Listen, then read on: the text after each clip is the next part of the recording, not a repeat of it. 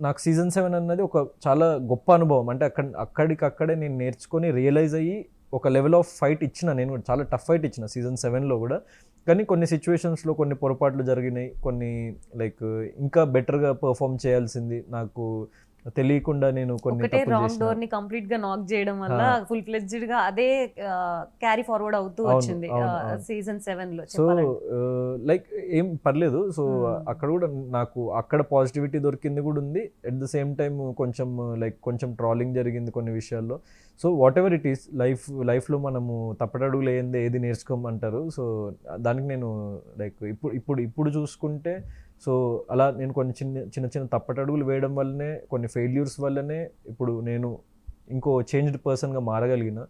So, అప్పుడొచ్చిన ఎక్స్‌పీరియన్స్‌తోని, అనుభవంతోని ఇంకా గట్టిగా like ఇంకా బలంగా, ఇంకా దృఢంగా తయారయ్యా. అండ్ సీజన్ 8 తర్వాత ఇంకా దృఢంగా తయారయ్యా. సో, లైఫ్‌లో జరిగే ప్రతి ఒక్క ఇన్సిడెంట్, ప్రతి ఒక్క సిట్యుయేషన్ మనల్ని ఎవాల్వ్ చేస్తది లైఫ్‌లో. మ్మ్. సో, నేను ఎవాల్వ్ అవుతూ వచ్చిన ఇంతవరకు.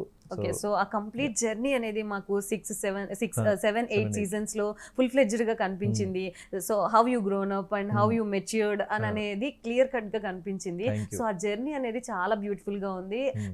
బిగ్ బాస్ ఏదైతే చెప్పారో ఏమంటే మొండివాడి లాగా ఏదైతే పట్టుకొని అదే వర్డ్ మీద స్టాండ్ తీసుకోవడం Yeah, అనేది కూడా that will be very tough thing.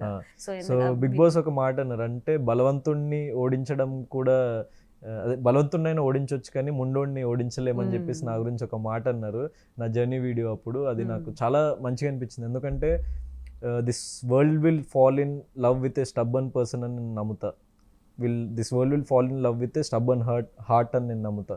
So, మనము మొండిగా మనము అనుకున్న లక్ష్యాన్ని మనము నిజాయితీగా మనము ఆ మార్గంలో నడుస్తూ సో, మనము అది మన లక్ష్యాన్ని ఛేదిస్తూ ఉంటే ఈ ప్రపంచం మనకి ఏదో ఒక రోజు మన కష్టాన్ని గుర్తిస్తుందని చెప్పడానికి నా లైఫ్‌లో చాలా ఎగ్జాంపుల్స్ ఉన్నాయి. సో, బిగ్ బాస్ సీజన్ 8 కూడా one of the best example.